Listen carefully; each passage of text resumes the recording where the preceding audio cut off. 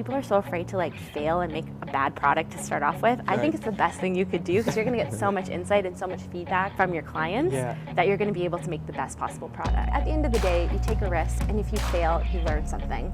And if you win big. You have to have a conversation with yourself and know yourself better than anybody else. And I think once you understand yourself on a deep intrinsic level, you can make decisions with confidence. It's easy. Having so much confidence in yourself, you put it out there for the world. So it also opens the world to opinions. Is this the canceling part that you want to get to?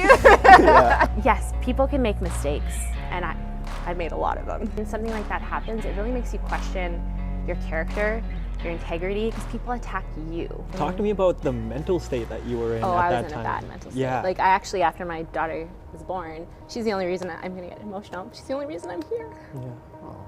Because, like, if I didn't have something to live for, like, there was a time where I was like, I don't want to be here.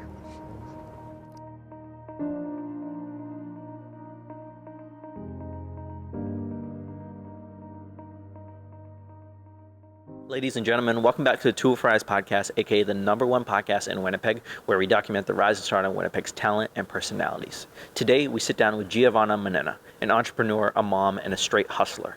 We talk about her business in the cosmetic world and how she got there by risking it all multiple times. Talk about her time on Dragon's Den, as well as her canceling experience and what she learned from it. As always, if you gain any piece of value from this, please hit the subscribe button. Gives us a reason to continue doing what we do and put the city on the map. As always, enjoy the episode. What got you into the teaching? I know you always wanted to, that's natural instinct for you to give back and invest in other people, but was there like a strategic aspect behind the teaching? I think it was a supply-demand thing at the time, because I had so many people asking me, hey, I want to take a course with you, I want to learn from you.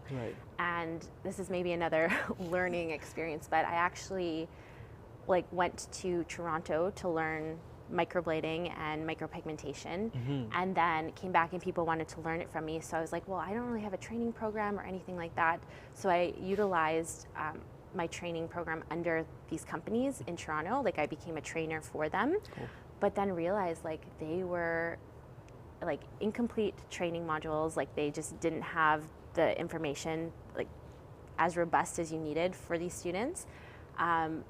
The products, there was a royalty on everything that you would use in the kit, so they were astronomically charging. And by the time I was done doing a training program, I wasn't making. It was like I was freely giving my services out. So I said, you know what, this just feels not good. I'm going to create my own, because creating my own will allow me autonomy over how people are trained, the quality of training, and allow me to adjust these things and have more control over those aspects. And so it was a constant evolving process of my training, because obviously it started very simple, and then your training becomes more and more advanced, and then you can have online programs, and it became really cool because you just get to create and you get to help people, and when you get feedback, you get to quickly make changes or figure out what gaps you have in your program. And so, correct me if I'm wrong, but your first product was the eyebrow pencil, right? Yeah. Yes. That must have been a heavy milestone, right? It was really cool, and the way it evolved was because I constantly, after every service, had a customer ask me, well, what type of eyebrow pencil should I use? Because I would always fill in their brows after. I'm like, I made them look perfect, and they're like, oh, I love this. What eyebrow pencil should I use? So I was giving them suggestions, and I was like, I need to make one, because there's a couple, again, gaps that I see in the market. Things like the pencil's too soft, or you're not able to create hair strokes, or the longevity of the pencil is not working. So I started to slowly formulate my own, and I flew to Italy. I flew to Cosmoprof in Italy. I invested in that to go all the way there, and looked at a bunch of different manufacturers. I created contacts there, and then I found a company out of Korea that I loved, and they were able to formulate my own colors, help me, I could switch things in the formulation of the pencil, the different ingredients. I worked with a chemist. It was so much fun to do that, but I started with a small batch, right? I started with 3 pencils. I tested them. I saw what feedback was coming back with them. I realized the first color, the blonde color that I created, wasn't the right shade for blondes. It was a little bit too orange, so then we made it more taupe. So you keep getting better and better, but people are so afraid to fail and make a bad product to start off with. I think it's the best thing you could do, because you're going to get so much insight and so much feedback from your clients that you're going to be able to make the best possible product. Also, you started releasing right after your first batch? Oh yeah. Oh wow. We gotta go. Okay. Like, let's do this, right? Oh, so you didn't even wait to like test it for like a small. No, well, that was my test. Oh, okay. My Yeah. test cycle, right? It was Right. the three pencils. We had it at a steal of a deal. Like pencils are like $30 now, which is crazy. At the time, I think I was selling it for like $15. Oh, wow, $10, okay. $15. Sure. And so I got a lot of feedback, and I was the person there showing them how to use it, and it was really impactful. Right. So. Is that what drawn Dragon's Den to come to you? I don't know. I think with Dragon's Den, my husband and I, who was part of the business at the time, we did an accelerator in Toronto. Mm-hmm. I think putting yourself in situations where you get to surround yourself with experts and learn from people Right. is important. And so we enrolled ourselves in this accelerator in Toronto. It was with Mastermind, the Okay. toy making company. Okay. Had some great contacts there. And then I think they saw our business in that accelerator and then reached out to us Solid. to be on the show because Wow. they saw the growth and the potential and our products. Can you So talk about that process of that getting was an email? so cool. I was like, "Ugh." It was interesting because usually you have to audition Right. and go through that whole process, but they reached out to us, and so we flew in on the day of filming. You have to be there early, like 5 a.m., and then basically they get you like pumped up, and you see the big set, and it's very intimidating. You don't actually see any of the cameras, like they're strategically hidden. Wow, You don't okay. see any of the cameras. Yeah. You just see the dragons. Good to know. You get one shot. Like there's no retakes, there's no do-overs, there's nothing. It's one take. Wow. So if you mess up or like Yeah. you're done. Yeah. But it was really cool because we were there at 5:30 in the morning, and I remember like I think we were like one of the last people to go. Oh. So I think I took a nap, but then you have to like get pumped up again, right? yeah, yeah. So I'm somebody who uses a lot of like speaking techniques. So before going in, like you do a power pose in the mirror, and like you hold your posture, and you run through the script and how you want it to go, and you envision in your mind as many times as possible. And exactly how I had it in my mind was exactly how it played out, That's which I amazing. thought was super cool. I was like, you just Yeah. keep playing it over and over. It's like an affirmation. Just keep doing it and doing it until you master it and you know it like the back of your hand. Right. And after, I think I could relax a bit more once the presentation part was over, because then it was go time with the questions. Right. And you have to be on it with them, because they are going to ask you the hardest hardest questions. questions. And we were there for like an hour and a half, but you saw 6 minutes of Yeah, it. Like, yeah, you yeah, know, yeah. we were there for like an hour and a half, and they were grilling us on things, and they were super interested in the product, because I presented two lines of business, the salons Right. and the product line. And so Arlene at the time was interested in expanding salons, Right. and obviously the product line at the same time. Well, I watched your episode when Did you? last night. Yeah, I was like, oh, this is so cool. Thanks. My first question that comes to mind is, how did you come up with the evaluation? Like, when you go in, you have to pitch. You have to pitch an evaluation for your business. So where did that formulate from? So the evaluation for my business was obviously the potential growth, like what we were doing in sales. You Right. always use EBITDA as like a. Yeah. So what we did was we slightly made the evaluation just a bit higher as a negotiation tactic. Nice. And Arlene picked up on that right away. She asked me, she's like, this evaluation is just like a touch too high. Is that a negotiation tactic? And I was like, yes, Arlene. Yes, it was. So they know they're such smart business people, Right, and of I course. so respect all of them so much. It was so much fun. But after you do the deal and stuff, there's obviously due diligence and Right. all of that stuff. And she's such a busy woman, and she has teams of people behind everything that she does. So she has this accelerator. So we were welcomed into her accelerator in Calgary, which is a phenomenal experience. I highly recommend anyone who's able to do that to go into it. Yeah. And I think her line of business is mostly food and product wise. And so I don't know that growing the salon side of the business really matched her business model. So we pitched her again a second pitch on like, okay, let's expand the pencils. Let's do this with the pencils. And that was something absolutely we wanted to do. Gotcha. And I just had this like gut feeling at the time too, when we were supposed to sign the deal of like expanding like locations and, you know, taking the investment. I was just like, something didn't feel right. Right. I was like, I don't know what this is, but like, I don't know that I want to be flying to a different city, you know, all the time and feeling so stretched, and we want to start a family. Right. Like, I don't know that this feels good. And so I decided against it. It was a really hard decision. I remember being so broken the day that I was like, I'm not going to take this. Yeah. And I think it was like not long after that COVID hit. And if we would have gone ahead and started expanding locations and everything in the world shut down, like I would have been broke. I would have been like bankrupt. Like it would have not been good start to anything. So there's a reason you have to listen to that intuition. Yeah.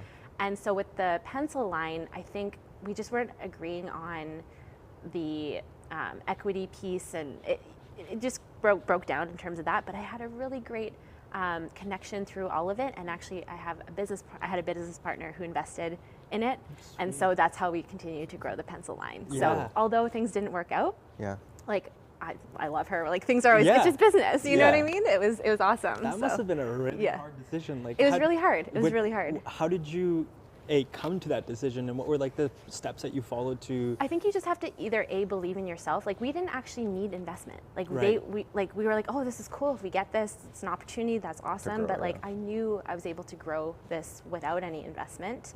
I knew it might have been a slower burn, but like sometimes you got to think like what's important to you, and what feels good, and go with that. Yeah. What's your relationship like with risk? With risk? Yeah.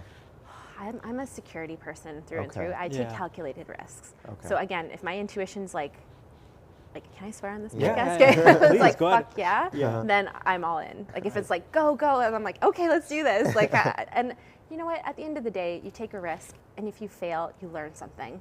And if you win big. Exactly. Right? So you have to have a conversation with yourself and know yourself better than anybody else. And I think once you understand yourself on a deep intrinsic level, that's when things become so much easier.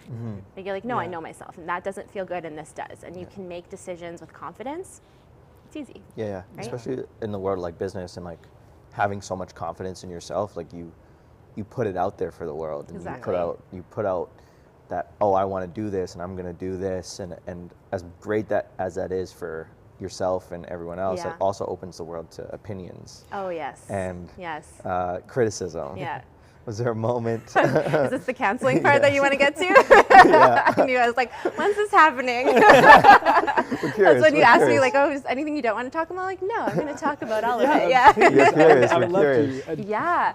Wow, that was a whirlwind. Oh my gosh. Like, and I'm getting like nervous even talking about it because. Share as much as you like. Oh my, no, I'll share. I'm an open book. Like, guys, I've been canceled. Like, nothing can hurt me at this point. Like, you know, like literally, I thought my life was over. So, that was like one of the hardest experiences I've gone through in my life, because I feel like when something like that happens, yes, people can make mistakes, and I've made a lot of them. Don't get me wrong, I've made a lot of them. But I think when something like that happens, it really makes you question your character, your integrity, because people attack you. They don't attack the situation, they attack you. And I'm like, well, it's hard because people don't always have the full story, the full context. And how are you supposed to fight back or say anything when it's this is what they're going to believe, and like there's no other thing that you could say or do that's going to change somebody's mind about you, right? So when that happened, Can we provide backstory? Yes, I was going to do a little bit, Please, So COVID had hit, and the world was shut down, and at that point in time, it really made me question what was important to me in my life. And at that time in my life, I had been running my business for quite a while, and I had started to get really burnt out. Really like not wanting to do the business anymore. I actually was hoping to sell the business. And I had a potential buyer prior to COVID who was excited to come in, and paperwork was all drawn up. We had done months of due diligence, and it was like, okay, we're ready to go. We're ready to sell Brows by G, and I can't talk about it with anybody because it's conflict of interest. And like, if I were to tell the staff that I wanted to sell the business, then obviously people might leave, and you really, it creates like a weird environment where like if things change in the business, then the buyers feel not so safe in it. So everything has to be done hush hush, right? Which I think is weird, but it is what it is. And so we're ready to sign the paperwork, and like COVID hits again, like, and we're shut down, and they have cold feet, and like literally ready to sign the paperwork, and they walk away. And I was like, again, devastated, because I'm like, I wanted to start a family. Like, I'm really ready to like, you know, not have all the stress of employees and this and that. Like, that was the part for me that was really difficult, is like, going from a technician to like running a company and like having to navigate emotions and people's desires and like their plans to like grow and all these things that are coming at you and fires that you're putting out every day and you're like, oh my God, this is a lot. Yeah. And so if I were to have kids, there's no way I would be able to devote time to children and time to my business in the same way. Like something's gotta give. So that's why I was in the process of this. So COVID hits and I was like, you know what, okay, it happened for a reason. I'm gonna trust the universe that it happened for a reason. And so I ended up being able to sell my Provence location to Visage, which was awesome because I was like, okay, at least I can like downsize into a smaller location. I had done renovations on that location to make for rooms and make it a little more private before it was more open concept. And when that happened, again, we were still closed and I was like, well, okay, I don't feel like I want to continue on having employees. And the reason for this is because the natural progression of my industry was that people would come and work for me. I would pour like 2 years of experience and like working with them and training them and getting them like their platforms built and like client lists and everything. And after 2 years, they'd want to go out on their own, which is like, I'm so happy for you, you know? Like, that's great. I love it. Like, happy for you, go on your own. But like, okay, I still have a business to run and I still have to like worry about training the next person. And so it became this constant cycle for me. And I'm like, I'm so exhausted. I don't want to do this anymore. I don't want to keep like doing this. So what's a way that I could still support artists and a way that I can still manage my business in a way that feels good to me? Okay, well, I'm going to have contractors. It's like rent a chair at a hair salon. I'm still there to support you. I'm still there. We still have the client list. But instead of like, it's commission based, so you actually make more. Because now you're not an employee. I can like up your commission and you're taking more home. I'm not worried about your clients and all the fires going on. That's your responsibility. And you know what? The artists want to take that on anyways. And I was like, oh, this is like a win-win for everyone. In my mind, I was like, this is amazing. I was like, why wouldn't people want to do this, right? And so this was the problem. I didn't give them the choice. And that was like on me. I dictated what was happening instead of giving them the choice of like, hey, would you prefer to be an employee or and started to like open up conversation around that. But at the time, all I saw was like, I need this because like this is the path I want to go on and this is like what I want for my life. And it was the first time I was really being selfish for me. And so when that happened, not giving them the choice, you know, announcing that I was switching the business model, people being upset, like past employees that I fired that like things didn't go well on, obviously, it all became this like storm. And COVID hitting, Black Lives Matter, like all of these things, people were just in an elevated state of like, fight back, we want justice, you know what I mean? And that's, I get it, I get it, right? But people came at me and they came at me and like, to be honest with you, like the Not My Brows by G page was created and I was like, oh, this is nothing, like it's just like past employees like airing their grievances, like let them, like, you know what I mean? But it grew and it was like an attack on me, an attack on like the people and like our character and like we're bullies and I will be honest, like there's things that were on that page that were true but taken out of context. There's things that were completely made up and bullshit. And then there was like the aspect of like, oh man, like I kind of know who's writing this. I don't know who started this page. I still to this day have an idea, but I don't really know. And I'm like, you know what? I gotta let it happen because it is what it is. And people feel this way and they feel this way for a reason.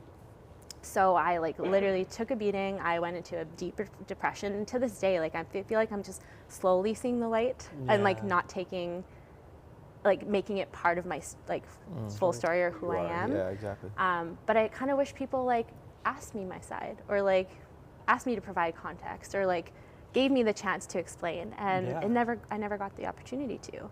And that sucked. Because when people make up their minds about you and you can like literally you can go on Reddit and read these crazy stories. I'm like, actually that's not even true, but okay. And you know what? Yeah, there are things that I did that I'm like, oh man, that was a terrible business move, or why did I treat that person this way?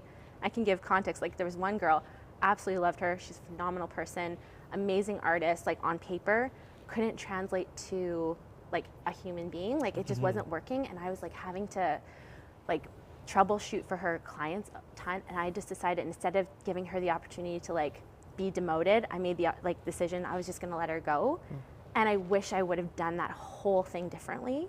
Sure. And so there's aspects of like when you're learning and you're growing in a business that you grow so fast, the growing pains. There's things that like as a young entrepreneur, I was so naive. And so like there's things I didn't know, and like I wish people understood all the aspects of things going on, and no one knew at the time the reason I was making this decision was because I was pregnant. And I had a baby on the way, and I couldn't tell anyone. I was still early in my, and that was not the reason why I was going to, I was going to be like, but I'm pregnant. Like, no, I'm not going to be that person. So there was all these things. So I had this happening to me while I was in my early stages of pregnancy, people like threatening to kill me, like people coming at me, and like, I'm like, I don't even know who you are. I don't even think you've been in my salon. Like, and so it became a really interesting lesson in human behavior for me. And like how people jump on bandwagons, and like how many people came to me after and apologized, and how many employees that used to work for me messaged me privately after. So it was, in a way, it was a life-changing experience for me, because it really made me focus on, okay, what areas of my life am I not seeing that I feel like I'm this like great like human being who gives so much to people, but there's gaps missing. So it made me see those gaps, and it made me realize that there's more work to do. There's always more work to do.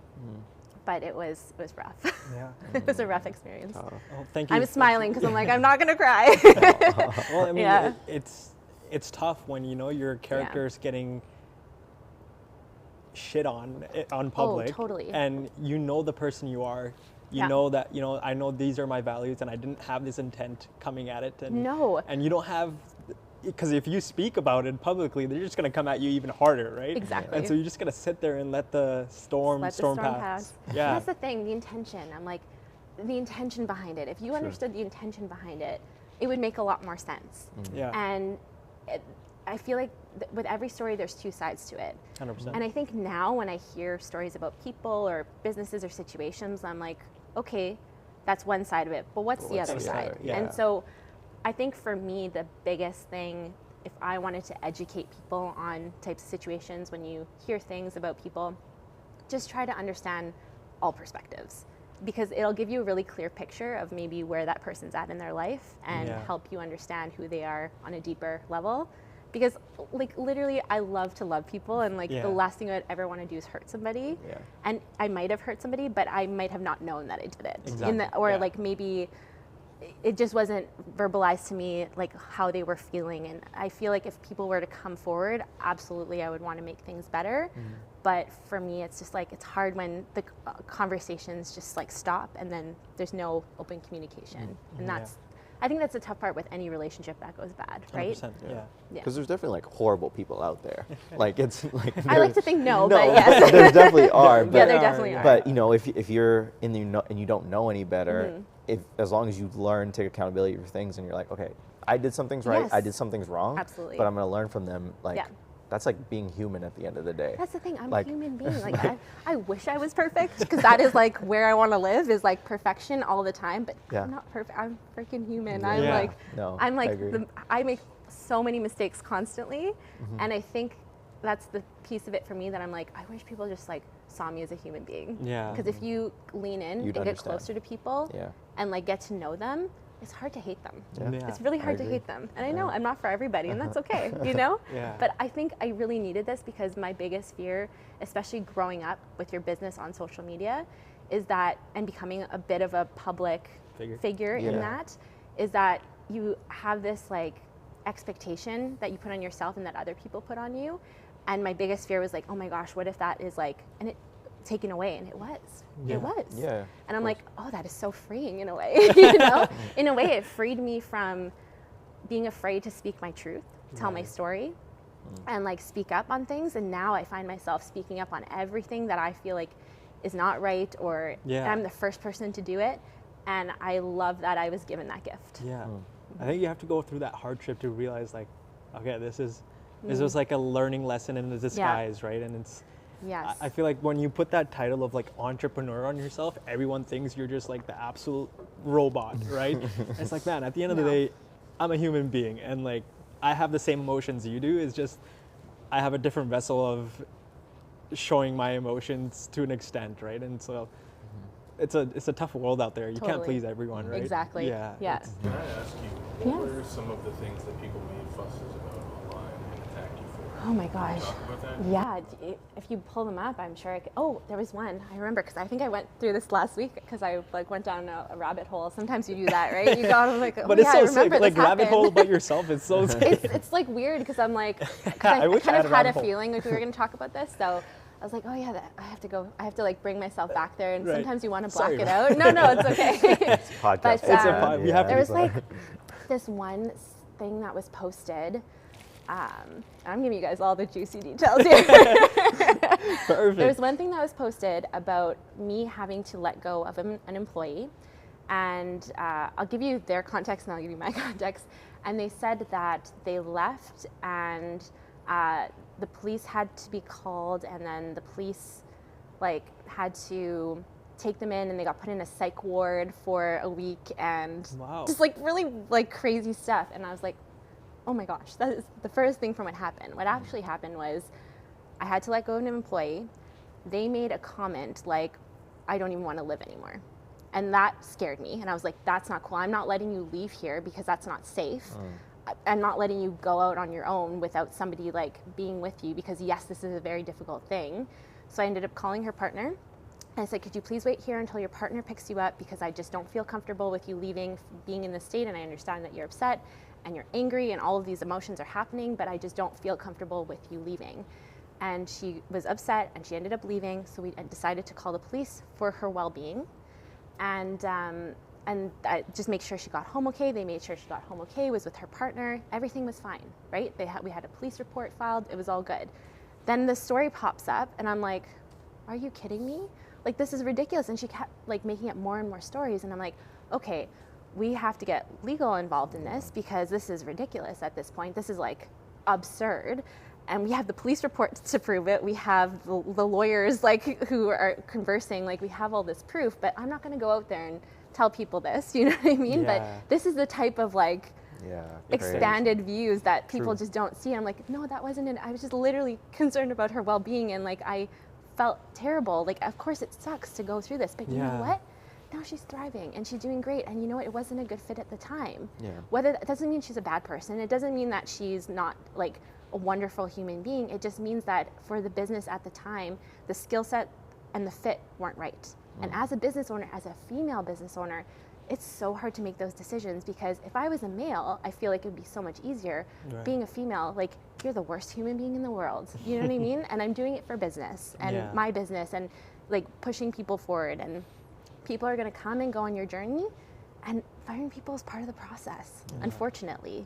Firing bad apples, firing people who aren't a good fit, or maybe who don't have the skill set or aren't a good vibe for the shop. That's what it is. And you know what? It's not anything to do with like them as a human being. It has to do with the overall part of the business that they may not fit into. And that's it. That's always the place I've come from, is that this is a business decision. This is not to do with you as a human being.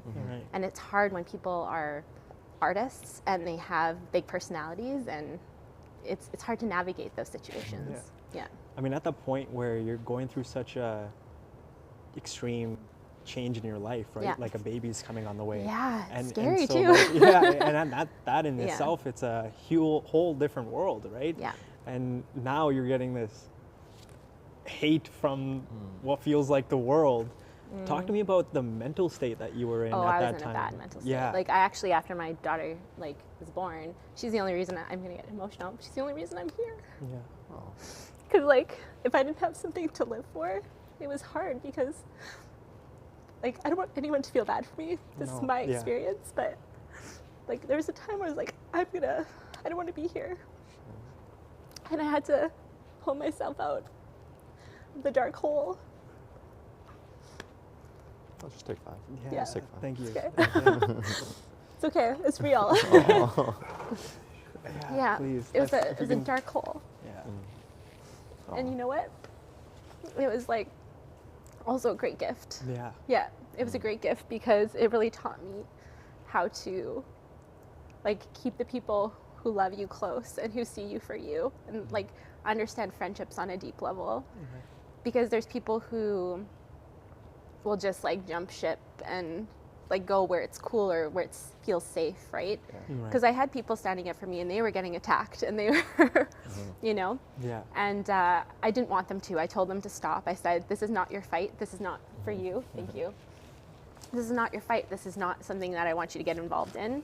And I just kind of like, you just let it pass, you know what I mean? Because like it's going to be the next thing or the next thing that people's attention is going to go to. And it was a really dramatic thing. And for me, I'm like, I'm not a dramatic person. I'm like, why? Like, this is like so dramatic for me on so many levels that I'm like, I try to keep peace, and my whole inner state is like, I just don't want my inner state to be disrupted. And I work so hard with my meditations and, you know, doing these practices that help me stay centered, that it was a test. And I think I was like, the universe is testing me to really make sure that I'm grounded in who I am.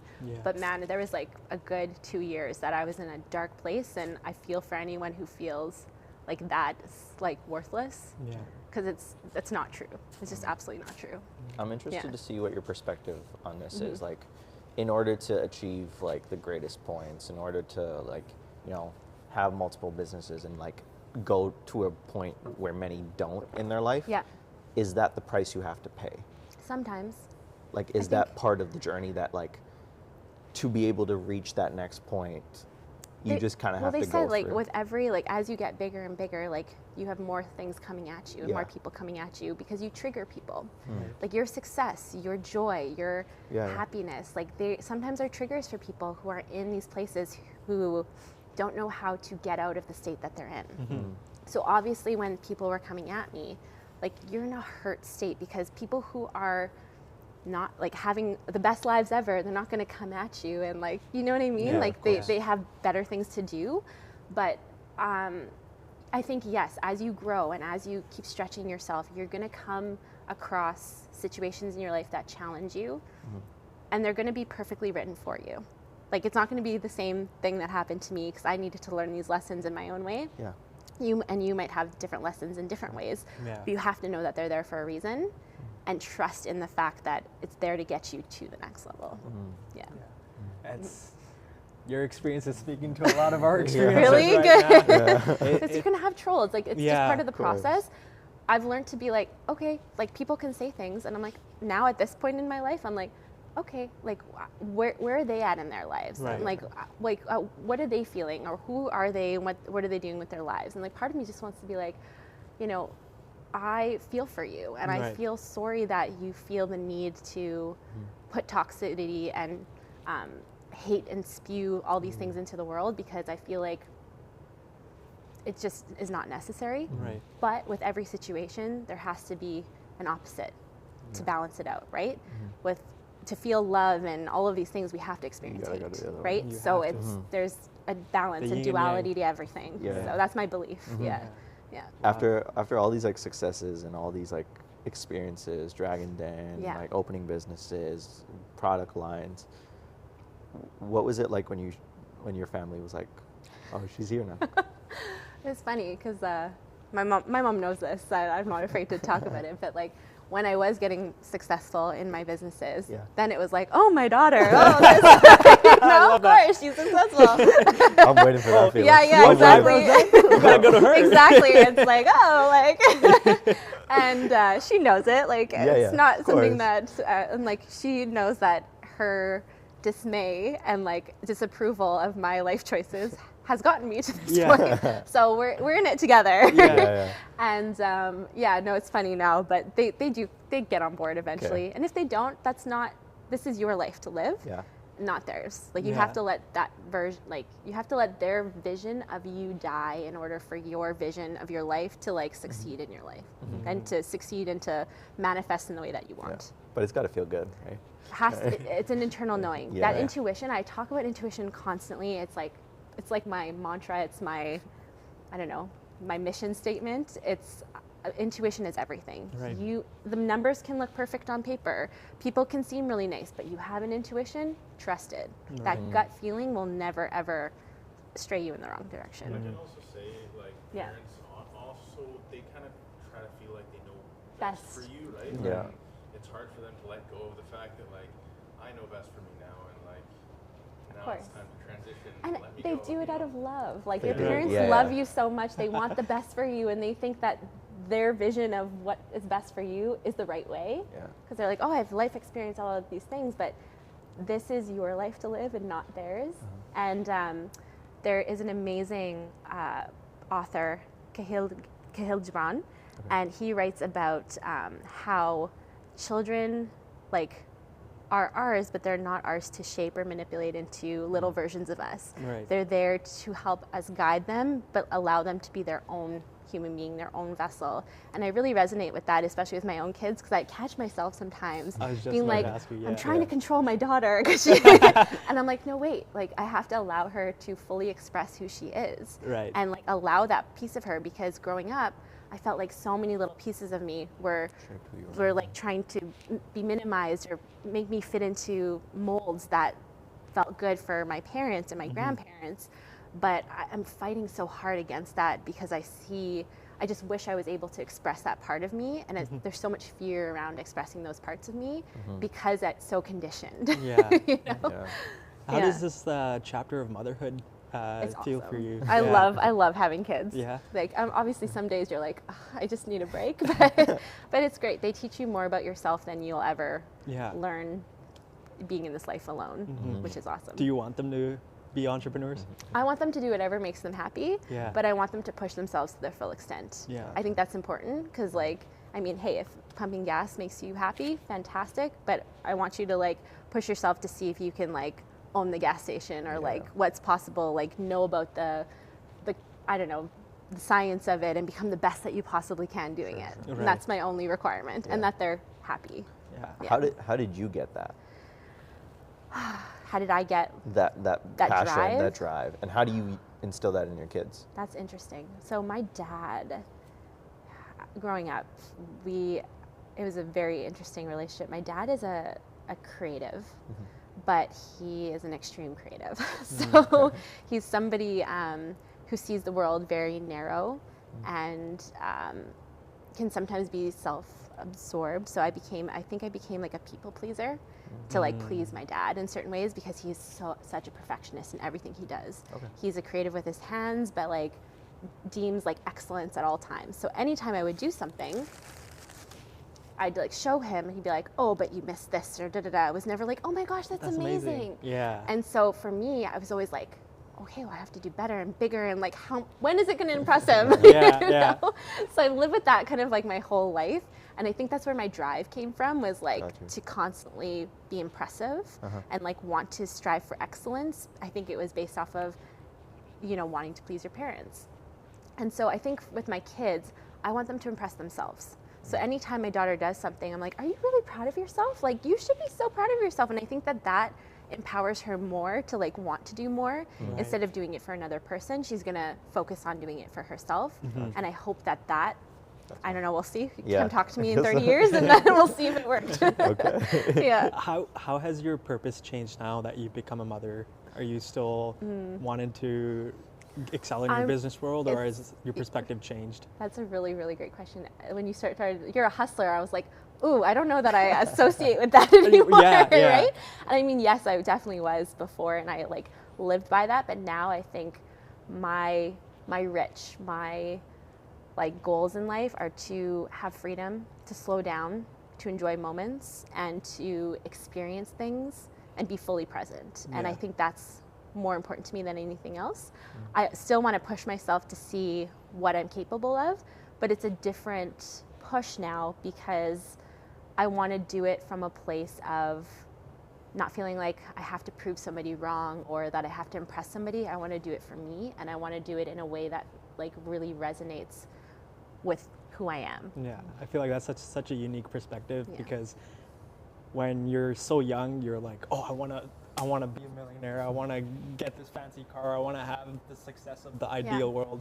And then when you finally have that shift of purpose and you have children, you're like, I just want to slow down, and I just want to be present, right? And it's funny you say that, because I've always had the opportunity to let's buy a nice car, let's buy these designer bags, and that makes some people really happy. But I put my money into like building a garden and like building a sauna and, you know, things that for me, like I want to live my life that way. Right. And I still drive like a 2011 Honda Civic, and I'd rather have money in the bank and go traveling than, you know, I'm totally fine with it. I'm like, people judge me based off of my car. Cool. Like, let's do it. You know what I mean? Like, I'm totally fine with it. You know, and I don't know. I think you have to be really aware again of your story, because we see social media is so easy to like skew our perspectives on what we think that we should have and what we should want. But if you actually take time to slow down, like reflect on who you are and what is really important to you, you'll start to live your life in a way that is really meaningful, and that actually inspires other people, because you're not trying to like be a copycat carbon of somebody else, right? Yeah. From all your experiences to hitting rock bottom to you know, achieving the highest of highs, is there any feedback that you can give or any advice that you can provide for our audience out there to take away? For me, it would be, don't wait. Like, you only live once. You only have this experience this time. This is never going to happen again. So live it to its full potential.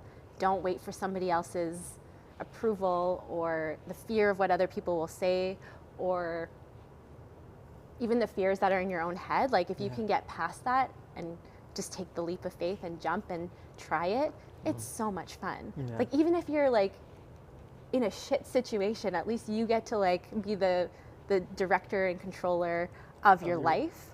And I think that that's so powerful, and that's where my joy comes from, is like knowing that I have full control of my choices and my experiences and who I surround myself with and the things that I buy, and I have the power. You've always had the power, and people just have to believe it and live it. Yeah.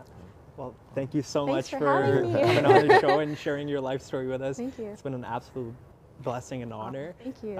If you haven't already, please check her out. We'll like everything in the description. And until next time, thank you so much for tuning in. Thanks, Peace. guys. Peace. Thanks for having me.